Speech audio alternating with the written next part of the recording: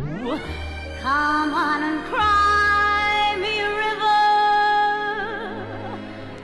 cry me a river. I cried a river over you.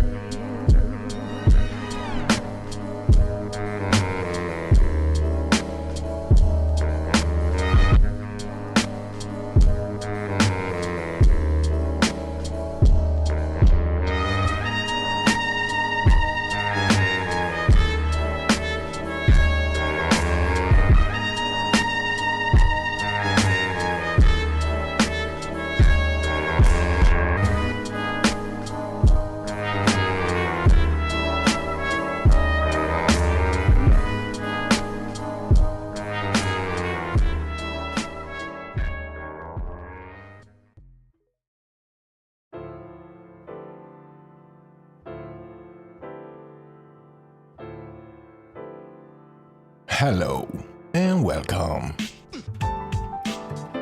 Good morning.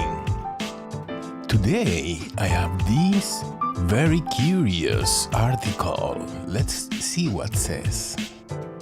Your consciousness can jump through time, meaning gut feeling are memories from the future, scientists say, according to popular mechanics, if you can believe that. Even the CIA has publicly released data on the psychic phenomenon. It's the subtitle. Let's start and see how does article make its case. Okay. On an early October 1989, a 4-year-old girl was shocked awake by a phone call and a scream.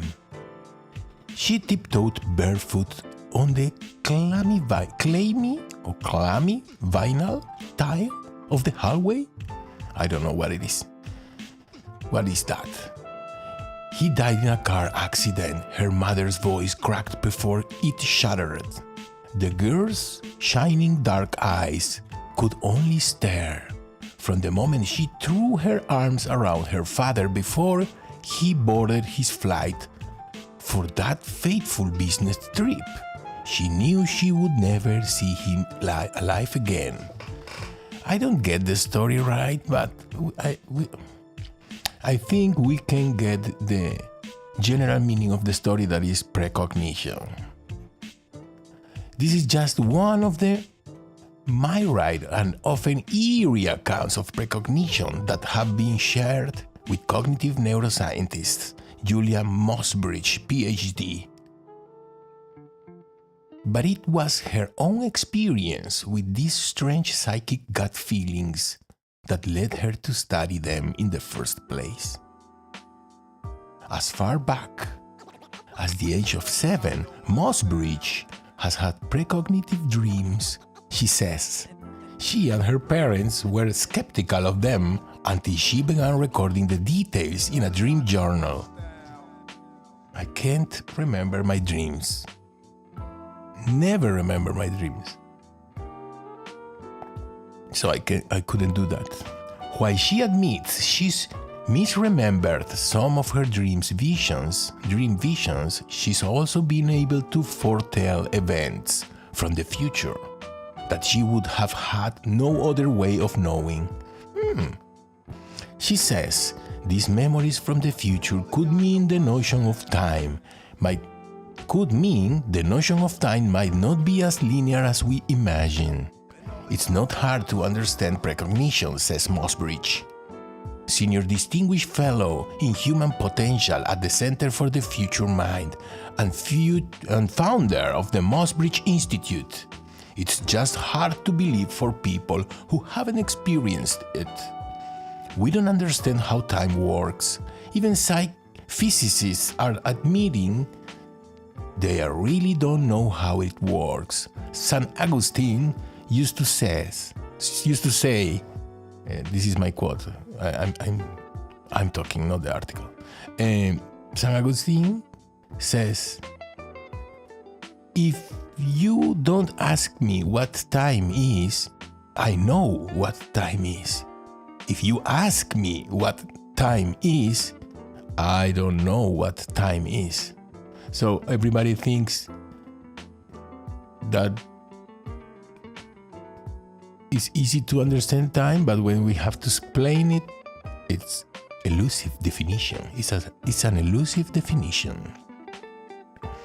So we don't understand how time works. Even physicists are admitting they really don't know how it works. We are stuck in the idea that if you're truly scientific, you're going to think about time linearly. But is it really linear? A lot of resistance to ideas about precognition and psychic phenomena is about fear, the fear of the unknown, or the fear that things aren't the way they appear to be. For sure. Far from the carnival fortune tellers whose clairvoyance comes from glancing at their customers' social media accounts in a haze of incense, psychologists and neuroscientists have been trying to figure out what exactly is behind precognition, which is considered a type of extrasensory perception, or ESP. This unshakable feeling that something will transpire in the future is ancient among shamans and mystics, yet it remains unexplained. Precognition suggests that our consciousness might actually reach beyond the linear perception of time. According to the parapsychologist Dean Radin, PhD, the chief scientist at the Institute of Noetic Science, and associate distinguished professor of integral and transpersonal psychology at the California Institute of Integral Studies.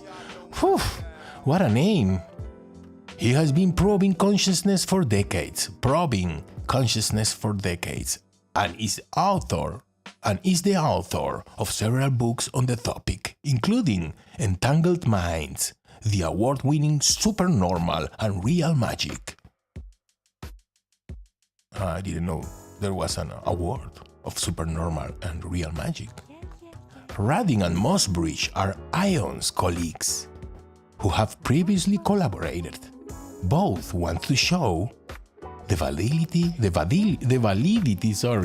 of precognition through statistics gathered from experiments and support the view of nonlinear time. Time is not how we experience it on an everyday level, says Radin. In quantum mechanics, time might not even be part of our physical reality. It's not that time doesn't exist. It just behaves in a much stranger way than how it is seen through the lens of the human experience.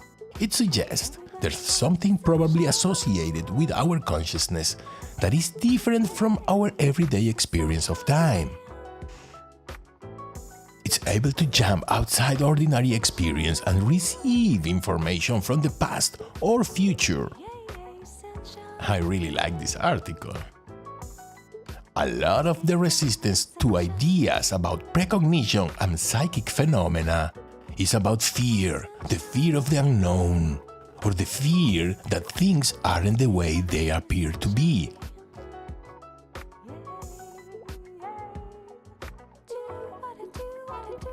While working in the University of Nevada in the mid-90s or 1990s, Radin created an experiment to prove it.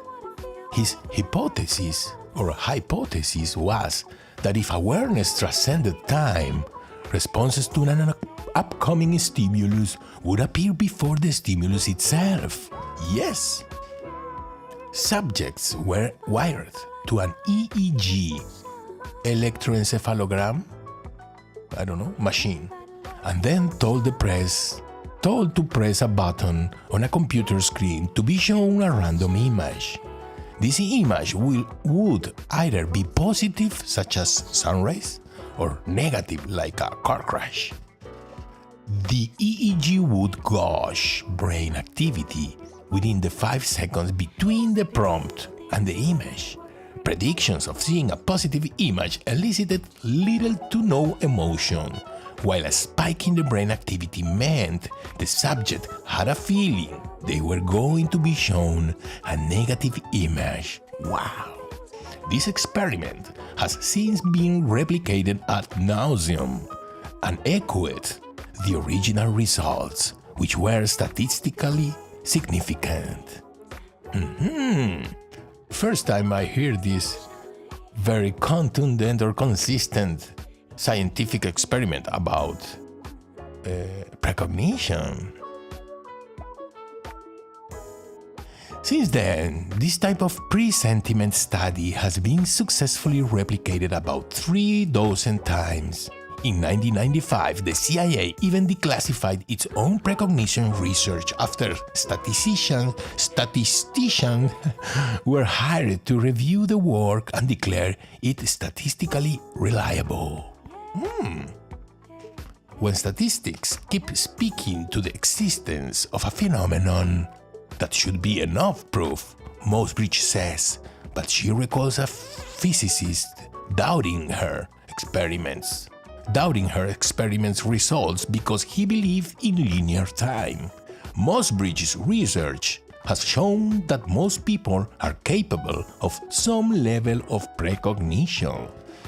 And for sure we can develop more abilities if we train, for sure, I believe. She thinks that more would actually be aware of this ability, which is often looked at by society as delusional if it was considered more mainstream. And here we are, reading a popular mechanic article, so almost there. Still other cultures view precognition differently. Radin has studied Tibetan oracles who anticipated the future. For instance, he realized that clairvoyance, more significantly known as remote viewing, is the ability to see not only through time, but also space.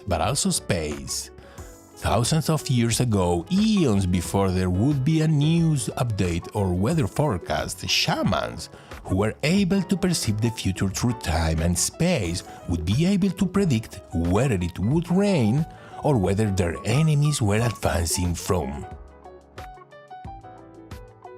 Some cultures use psychoactive substances, such as morning glories or ayahuasca, to awaken the second sight or third eye.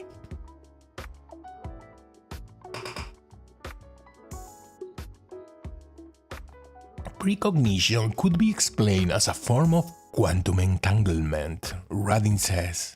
Particles that are entangled are supposed to share the same information and behave the same way, even from far away, which is what Einstein called spooky action at a distance. Radin thinks this theory might explain why we can remember things that have not happened yet. Some people hypothesize that precognition is your brain entangled with itself in the future. Because entanglement is not only things separated in space, but also separated in time, he explains. If it can be entangled with itself in the future, in the present you'd feeling something like a memory that is going to happen in the future. If time is not so linear and consciousness can enter an invisible portal to the future, it might explain the feeling of déjà vu. Regardless, the phenomenon of precognition is backed by statistics. It's just a matter of proving what the mechanisms could be, Mossbridge says. Very, very beautiful article from Popular Mechanics, Popular Mechanics, here we have the covers. Very Illuminati, this one. The classic one eye He found a fortune in sunken gold. Then it all vanished. Okay. Tomorrow we have this interesting thread. Oh. And this article. A neuroscientist's bold proposal for solving brain disorders. Let's see what's this about tomorrow. And here, I don't remember why I wanted to read this thread, but we're gonna read it, even if I don't remember why. The unconscious is like a first language. Early attachment experiences create implicit rules of relating. There's not a title per se in this thread, so I don't know what exactly about. Let's see tomorrow. Thank you very much. Until the next one. Goodbye.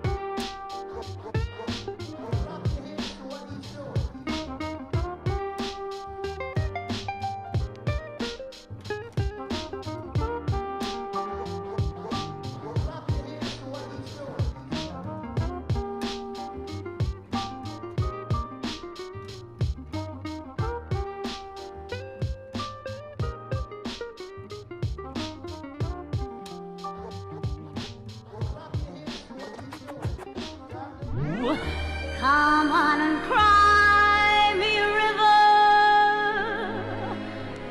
cry me a river. I cried a river